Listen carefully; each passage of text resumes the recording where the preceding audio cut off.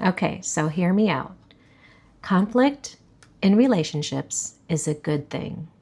I want to do a quick video to explain why it not only helps relationships, but it is the only way, really, to allow us to be able to continue to show up for ourselves fully, which is essential for our own long-term mental and emotional well-being. So here's the thing.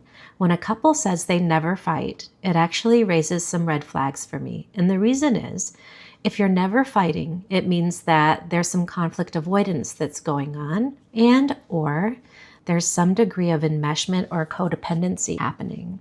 Some sort of lack of healthy differentiation. Those relationships tend to struggle because it's not really sustainable in the long term to feel like you can't really be your own person, or as though if you are your own person, you are no longer worthy of love. So the problem is not the conflict in and of itself.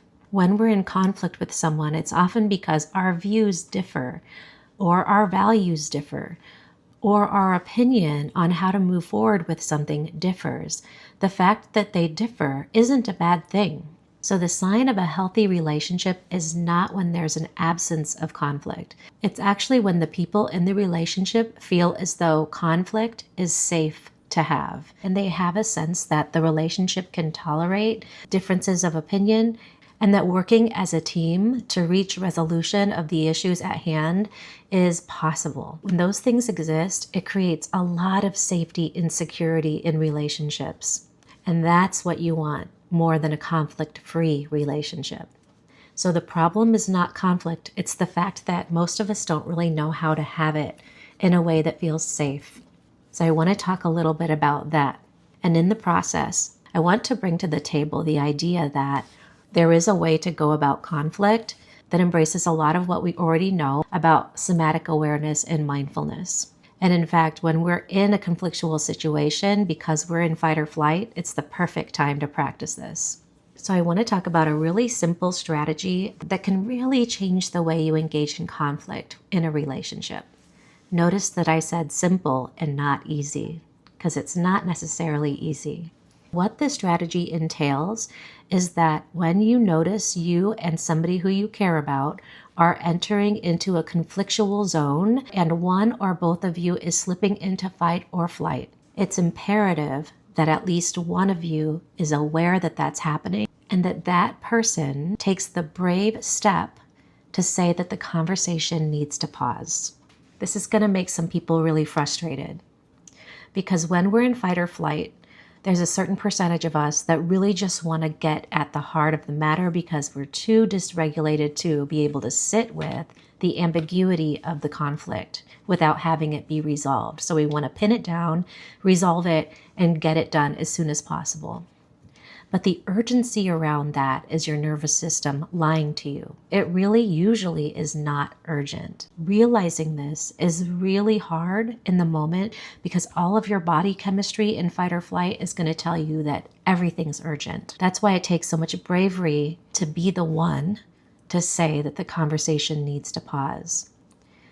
Once that person says those words or some statement similar to that, it's extremely important that the other person honor the pause. The reason I say this is because oftentimes when one person wants to stop a conversation and retreats, it's very common for the other person to chase, insisting on continuing the conversation when actually continuing the conversation could potentially damage the relationship. And here's why. It's when we're in fight or flight that we often say things that we don't really mean. And while we can later apologize for that and do some repair, the fact of the matter is that sometimes these statements result in attachment injuries in the relationship. And attachment injuries leave a mark that is long-term. These are the sorts of statements that people make where the other person might say years later, do you remember back in 2000 you said XYZ to me while we were fighting? I've never forgotten that you said that. Statements that leave a mark like that, that create attachment injuries, are created in these moments when we're in fight or flight and we're attempting to hash out an issue when we have no business continuing the discussion. The discussion won't go anywhere productive as long as we're in fight or flight. The reason being, the parts of our brain that are lighting up when we're in fight or flight are not compatible with creative thought, with problem solving. Instead, the way that the brain is firing in those moments is all about survival. And that's why people will often say, I don't feel like we're going to get anywhere as long as we're screaming at each other, right?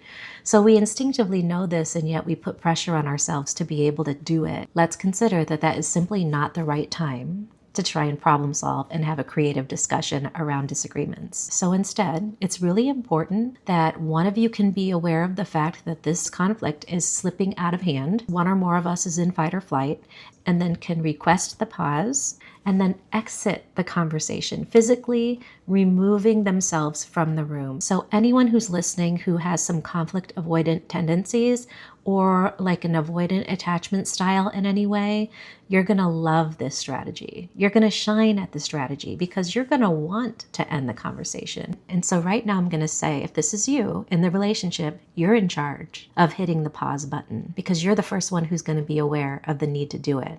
But now I want to talk about the way that this differs from conflict avoidance in general. The way that this strategy differs is that once the pause button is hit and the two of you have time to yourself, the goal is not to go about your usual routine.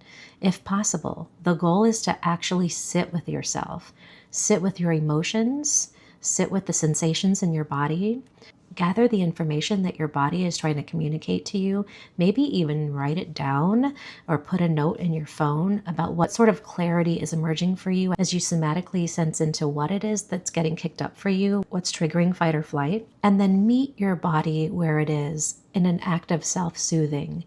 So maybe this is deep breathing, maybe this is about playing some music for yourself, maybe this is about going for a walk, whatever it is that will allow you to gently emerge from fight or flight. So in other words, when we're in fight or flight and it's clear that the issue is not urgent, our number one job is to tend to our nervous system and our body and to connect with it in this state.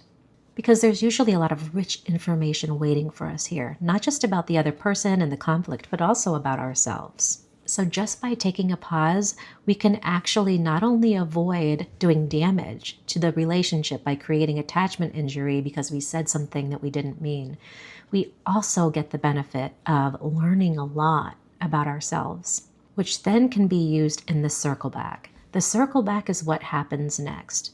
So once you're regulated, and once the other person's regulated, the person who took the pause is the one who's going to circle back. And the circle back is critical because it is what makes this a healthy strategy for conflict as opposed to conflict avoidance.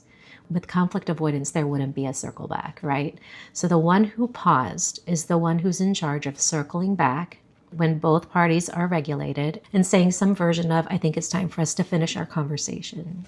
When you come back to the conversation, because you're now regulated, you're going to have access to your creativity and your problem-solving skills again. So the conversation should already go differently because of that. It's a really helpful strategy to come back prepared to acknowledge your part in how things were beginning to unravel. If you can start the conversation off with that awareness, that helps to pave the road ahead and instill a sense of trust because it sends a signal right out the gate that you're ready to engage in a balanced conversation. And then continuing with any insight that you learned during the pause, new information that wasn't available to you initially the first time around. So the pause gives you a chance to have a mindfulness moment with yourself that then allows you to get really clear, not with what the other person has going on, but with what you have going on inside your body and inside your nervous system and in the emotions that are coming up for you, and then allowing information to emerge from that can be used to bring more spaciousness and nuance and detail to the circle back conversation. If it's a really hard topic to talk about, you might need another pause and a circle back if things start to slip. But I want to normalize that. I want to normalize the fact that these really intractable issues that are very hard for us to talk about with loved ones are issues that often are not going to get solved in one conversation. And not only is that okay, it's essential that we don't try to force the issue to be resolved in one conversation. And to acknowledge that each time we're brave enough to go there and to have a real mindful, aware conversation with our loved one about this topic, we're going to dig a layer deeper and open up a little more potential for healing. If it's a topic that's extremely hard to talk about, even during a circle back, then it can be really great to decide as a unit to use active listening. Active listening is a technique that I can describe in a separate video, because if I do it now, this video will get too long. But what's at the heart of active listening is slowing down the conversation. Oftentimes, conversations go sideways when we're talking about something that's very hard to talk about because we're moving too fast. We're not really stopping to make sure that we're understood each step of the way. And we often start talking over each other, and then that process of interrupting one another starts to interfere with the feeling of safety and partnership, and then it's a slippery slope from there. But for now, I just wanted to talk about how this pause and circle back is powerful in and of itself. And what you'll find is in the process of doing this, after you have an effective, regulated conversation that explores a topic of conflict, what emerges in a relationship is a feeling of relief. It feels like, wow, if we can do this, we could talk about anything. We can kind of handle anything life throws at us because I can trust you and you can trust me to create a safe environment for the hardest conversations that we could have. Then I start to feel much more safe and confident in the relationship as a whole. So many times when there's a lot of anger and hostility in a relationship, it's because the parties involved no longer trust in one another's ability to talk to each other about what's going on.